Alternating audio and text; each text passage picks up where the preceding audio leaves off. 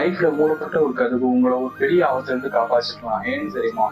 This is episode 7 of hidden lessons of success. இந்த மாதிரி யூஸ்ஃபுல்லான வீடியோ பக்கம் நாகாம ஃபாலோ பண்ணிக்கோங்க. ஒரு ஏழை இளைஞன் பல நாட்களாக ப்ரிப்பேர் ஆகி ஒரு பெரிய கம்பெனிக்கு தன்னுடைய வேலைக்காக இன்டர்வியூக்கு செல்கிறான். அவனுக்கு அந்த வேலை மிகவும் அவசியம். இன்டர்வியூல தன்னோட பெஸ்ட்டை காமிக்க அப்படின்னும் அந்த இன்டர்வியூல அவன் reject பண்ணப்படுகிறான்.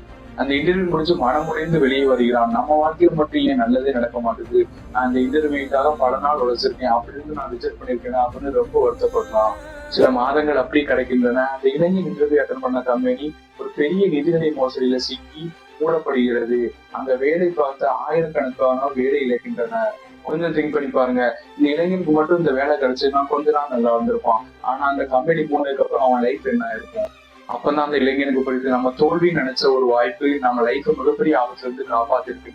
And the moral of the stories, வாழ்க்கையில் எல்லா மூடப்பட்ட கதவுகளும் தண்டனை அல்ல. சில கதவுகள் திறக்காமல் இருப்பது உங்களை ஒரு பெரிய பிரச்சனையிலிருந்து காப்பாற்றுவதற்காக மட்டுமே.